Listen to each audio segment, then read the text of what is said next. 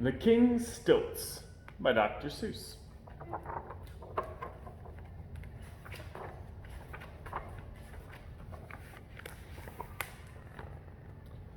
Naturally, the king never wore his stilts during business hours. When King Bittram worked, he really worked, and his stilts stood forgotten in the tall stilt closet in the castle's front hallway.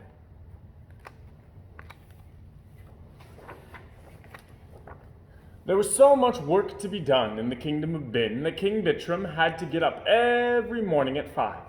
Long before the townsfolk and the farmers were awake, the king was splashing away in his bath. It was right there, in fact, that his day's work began. With his left hand, he could bathe with his royal bath brush, but his right hand he always had to keep dry for signing the important papers of state. Eric, his page boy, brought in these papers on a big silver tray. He stood at attention at the foot of the tub while old Lord Droon took the papers one by one and held them over the water for His Majesty to sign. "Sign here, sign there," old Droon would say. "And hurry, sire, hurry, there are hundreds more to come." It was just the same at breakfast. The king cut and buttered his toast with only his left hand. With his right, he kept signing royal orders and commands. By 7 every morning, the king had always finished more business than most kings do in a month. He had to get all this done before 7, for that was the hour when his big work commenced, the most difficult and important work in the whole kingdom of Bin. This was the work of caring for the mighty dike trees that protected the people of Bin from the sea. The sea pushed against the kingdom on 3 sides. The kingdom was a low one. The sea was a high one, and only the dike trees kept the sea from pouring in. They grew so close together in a row along the shore that they held back the water with their heavy knotted roots. But to keep these trees strong and sturdy was not an easy task. They were more spicy than pine trees, and their roots were very tasty to a certain sort of bird. This was a kind of gigantic blackbird with a sharp and pointed beak. Nizzards, they were called by the people of Bin. These nizzards were always flying about over the dike trees, waiting for a chance to swoop down and peck. If nobody stopped them, the roots would soon give way, and the sea would pour in with a terrible roar, and every last soul in the kingdom would drown. But King Bittram did not permit this to happen. He had gathered together in his kingdom the largest and smartest cats in the world and had trained them to chase the nizzards away. These cats were called patrol cats and wore badges that said PC. "Oh, everything is in Bin," said King Bittram, "depends on our patrol cats. They are more important than our army, our navy, and our fire department too, for they keep the nizzards away from the dike trees, and the dike trees keep the ocean back from our land.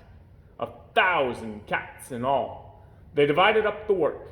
500 guarded the kingdom by day. The other 500 kept watch through the night. At 7 every morning came the changing of the cat guard. At the sound of a trumpet, the king left his breakfast and mounted his horse for the daily review. Fresh, brisk, and well-fed, the 500-day cats marched past him toward the dike trees to take up their watch. At the same time, the night cats, muddy and tired and hungry, headed home to their kennels for their 12 hours' rest. There was rest for the cats. There was none for the king. It took every minute of his morning to see that they were given the very best of care. The huts that they slept in must be clean and tidy. Each cat must be brushed and his whiskers trimmed just so. The cat kitchen was even bigger and grander than the king's, and the cooks who did the cooking were the chief cooks in the land. "Your Majesty," said the chief in charge of fish, as always, "tell us that you think the food we feed our cats is perfect." And the king would look over the huge wet baskets of fish, choosing only the finest and freshest to serve to his patrol cats. So went the morning. Then all afternoon, both in winter and summer, the king made his rounds by the edge of the sea, Every root of every dike tree he inspected every day. But finally, at 5 o'clock, the great task was finished. Then the king smiled. "A hard day," he'd say, "full of nizzardly worries. A long day," he'd say. "Now it's time for some fun." This was the moment King Bittram lived for. When he worked, he really worked, but when he played, he really played. "Quick, Eric!" he'd shout. "Quick, Eric, the stilts!" Down the slope from the dike trees, away from all troubles, the king and Eric would race like two boys, straight to the tall Stilts closet in the castle's front hallway. Out came the stilts, up leapt the king. High in the air, his royal robes streaming, he'd race through the marble halls, out across the terrace, up and down the garden stairs. Black-spotted coach dogs barked and romped beside him, nipping at the heels of his flashing red stilts. The townsfolk looked on from the walls and just loved it. "A grown-up king on stilts," they'd say. "Does look rather strange. But it's hard work being king, and he does his work well. If he wants to have a bit of fun, sure, let him have it."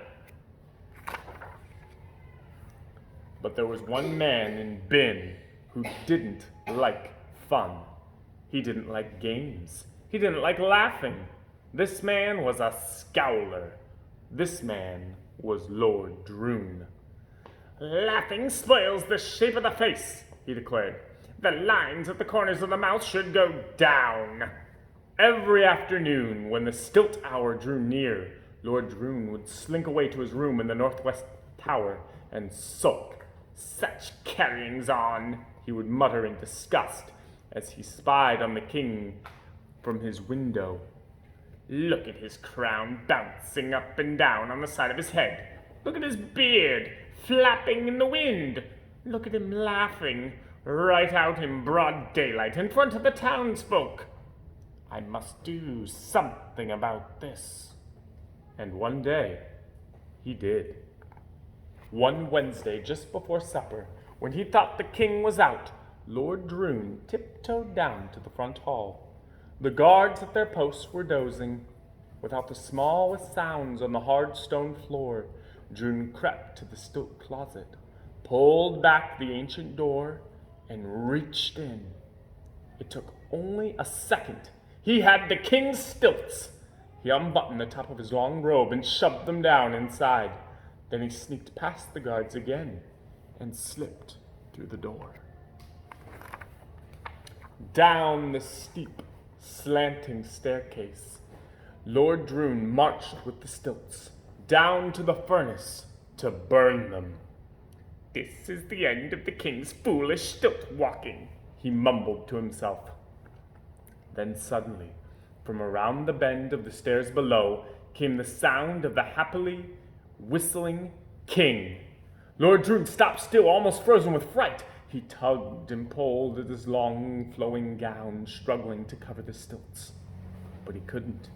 The ends were too long and stuck out. "Droon! Droon!" gasped Lord Droon. "You'll be caught!" He turned and fled back up the stairway. Nearer and nearer came the king, but Droon couldn't climb any faster. The stilts clattered, they banged and spanked against his knees. He looked up and saw a window. Stepping up to it quickly, he poked his head out. He looked down into an alley. A small boy was passing. It was Eric, the page boy. "Psst! You! You!" Lord Droon hissed in a hoarse, nervous whisper. Eric looked up, astonished. "Yes, sir?" He bowed politely. "Take these stilts," commanded Lord Droon. "Take them away, bury them deep, where no one can ever find them. Bury them up by the sea, by the dike trees." Lord Droon flung the stilts from the window. The king's stilts? Bury them? Eric didn't know what to think. It will spoil all His Majesty's fun," he stammered. "You're impudent," said Lord Droon harshly. "I said bury those stilts. What's more, young man, don't you ever come back, or I'll have you locked up. I'll have no impudent boy around this castle. But I'm the king's own page boy, gasped Eric, hardly able to understand this dreadful command. You were the king's old page boy, snapped Lord Droon, and he pulled in his head and slammed down the window. Never before had Eric been more puzzled. Never in his life had he felt so sad. But there was nothing to do but to obey the command. He picked up the stilts and walked straight toward the road that led to the sea. It was the hour that the townsfolk were all having supper. Nobody saw him dig the deep hole. Nobody saw him bury the stilts. At 5 the next afternoon, the halls of the castle echoed with the king's mournful shouts, Droon! Droon, they're gone! They're gone! The king stood, groping in the empty stilt closet, hopelessly searching for what wasn't there. Lord Droon chuckled to himself. He had expected this to happen and was ready with his lie. It was the townsfolk who did it, he said, peering into the stilt closet and pretending to be greatly shocked. I have seen them every day plotting behind the castle walls. A king, they say, should behave like a king and sit with pomp and dignity upon his royal throne. A king, they say, should never walk on stilts. It's too bad, your majesty, but you must try to do without them. King Bittram answered with a heartbroken sigh. Well, I'll try to do without them. But he couldn't. Day after day, he grew sadder and sadder. For long hours, he'd just sit, idly drumming with his fingers on the arms of his throne. He couldn't keep his mind on his work. His commands to the patrol cats sounded feeble and faint. The cats seemed to know it and wouldn't obey. Day by day, they grew lazier and lazier. Uncombed and unbrushed, they slept most of the day and grew fat. No one bothered to put their PC badges on them, for as chasers of nizzards, they weren't worth a thing.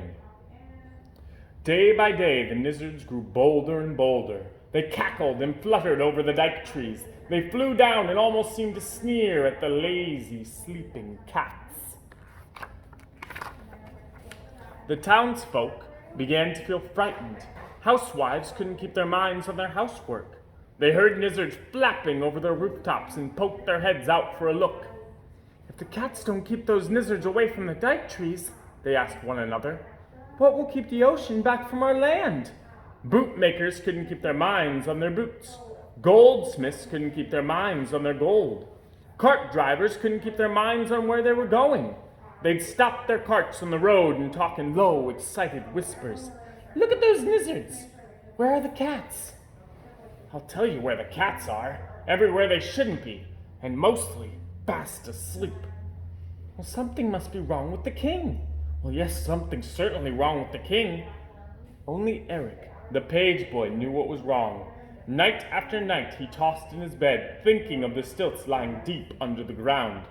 Finally, one night he could stand it no longer.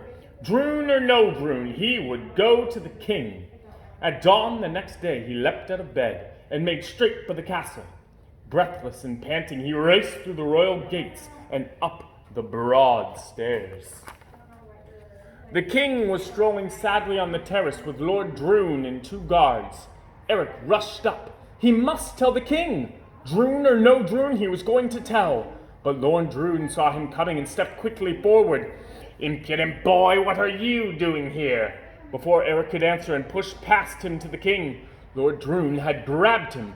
He looked at Eric sharply, and suddenly the corners of his mouth turned up in an evil grin, a shrewd evil grin. Your face, he said. What's wrong with your face? My face? Said Eric. He rubbed his hand over his forehead. It was merely hot and moist from running. No, nothing at all is wrong with my face. It's red, said Lord Droon, with the sly look he always had when he lied. It's awfully, awfully red. Measles! He shouted. Oh, gods! Take him away! Lock him up! I haven't measles any more than you have, shouted Eric. It's a trick, a nasty Droonish trick. Let me talk to the king. But they dragged poor Eric, fighting and kicking away from the king. and down the castle stairs. 5 minutes later, Eric found himself locked up in an old, deserted house on the edge of town. From his second-story window, he could see the 2 guards, spears crossed just below him, barring the door. Through the roof, he could hear the noises of the lizards. Their beaks were hard as iron and scratched through the air. Eric shuddered. There must be a way to escape. Round and round the room he paced, thinking and thinking. He went to the window and looked down again. Then he whistled softly. He had an idea. Very quickly, Eric slipped off his belt. He pushed the end through the buckle and made a lasso. Then he leaned from the window and aimed for the spear points. He dropped the loop. It caught. He jerked the belt tight and tied a quick knot. "Look, guards, look!" shouted Eric as he jumped up on the windowsill. "Your spears are tied together." If the guards had dropped their spears, they would have caught him in a second. But they didn't. They just yelled at each other and yanked and tugged stupidly, trying to pull the spears apart. By the time they finally had them untied, Eric had sprung to the tree outside his window, slid down the trunk, and quietly escaped. Eric ran through backyards and alleyways to escape the angry guards. The streets were deserted. No people at all. They were all at home, trembling with their window shades pulled down. The air was full of the chittering and the chattering of lizards. They were cutting through the clouds like flying black knives, flying nearer, flying lower, down to the earth to eat the dike tree roots, soon to let the sea pour in. Eric ran. He turned a corner. He stopped and stared with horror. Flowing gently toward him, down the sloping alley came a little trickling stream. "Water," he whispered hoarsely. He dipped in his finger.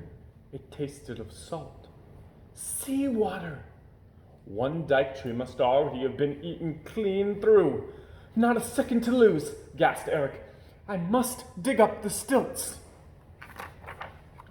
Up the hill to the dike trees where the king's stilts lay buried, right into the very thick of the lizards. They flapped and screeched about him. They hissed as he dug. "Gritch! Gritch!" snarled the lizards. "Gritch to you!" snapped back Eric, furiously pelting them with fistfuls of mud. The harder they fought him, the faster he dug. His fingers touched the stilts at last. He pulled them from the ground, stilts bouncing on his shoulder. Again Eric ran. The road to the castle took him back through the town. The streets were still deserted. Close by the door of an old tailor's shop, Eric stopped for an instant to rest. The stilts had begun to hurt his shoulder. "Those stupid guards," he thought. "I wonder where they are." He found out all too soon. From around the corner at his very elbow suddenly bellowed the angry voice of the old Lord Droon. "You guards! Guards indeed! To let a little pipsqueak of a boy tie up your spears! Dunderheads! Search every street! Search every house!" Eric heard the clatter of their heavy hobnailed boots. No time to run, nowhere to hide. Wait, those clothes in the tailor shop. Eric ducked inside. An instant later, Lord Droon and the guards appeared around the corner. "Search that tailor shop first," commanded Lord Droon. But just as he said this, from out of the shop strode a strange, tall man. There was something very odd about the hang of his robe. His hat was pulled down far over his eyes. "Those eyes," muttered Droon. "Have I seen them before?" He stepped in front of the tall man, blocking his path. The tall man's mouth went suddenly dry. Are you, he stammered hoarsely, are you by any chance seeking a small boy with no belt?" "Which way?" shouted the guards. "Which way did he go?" "That way," said Eric, and he nodded toward the sea. With a clatter of hobnails, the two guards were off, Lord Droon sputtering and scolding along behind them. No time to shrink down to a boy again, thought Eric. I'll have to stay a tall man. On to the castle Eric raced in his disguise, over fences and thickets, through orchards and fields of corn. Everywhere he saw patrol cats, useless and limp, fast asleep on haystacks, dozing in the trees. Then suddenly, just ahead, he saw the king. He was sitting on a little pile of stones just outside the castle gate. His robe wasn't pressed, his crown wasn't shined, and he had deep, sad circles under both eyes. "Your Majesty! Your Majesty!" shouted Eric as he clattered up behind him. The king paid no attention. Eric leaned down and shouted right into his ear. Very slowly the king turned his head. "Well," sighed King Bittram, "and who may you be?" "I'm Eric!" cried Eric, and he let the robe that was covering him drop to the ground. The king's own red stilts flashed bright in the sun. Down from the stilts leapt Eric, the page boy. Up onto the stilts sprang Bittram, the king. He drew a great kingly breath, the first one in weeks. His head shot up high, his chest broadened wide. Bittram of Bin was sturdy, straight, and strong again, and every inch a king. "Patrol cats!" It was the loudest command ever shouted in Bin. The king's voice seemed to roll up from deep in his boots. It echoed down the valleys, it rumbled through the hills. From wherever they had wandered, the cats heard the call. They fell in line, they fell in step. They marched ahead 1,000 strong. Up the hill to the dike trees they followed Eric and the king. "Day cats to left flank, night cats to the right. Charge!" the king shouted. 100,000 nizzards stopped their pecking and sprang to meet the charge. The dike trees shook as the cats roared their war cry. The sea's surface swirled into wild, raging whirlpools. The noise was heard in Sambaland, 500 miles away. The fur flew fast, but the feathers flew faster. It took only 10 minutes. The kingdom was saved. The townsfolk stopped trembling indoors behind their window shades. They rushed out from their houses and filled the air with cheers. Then the king punished Droon in the most fitting way.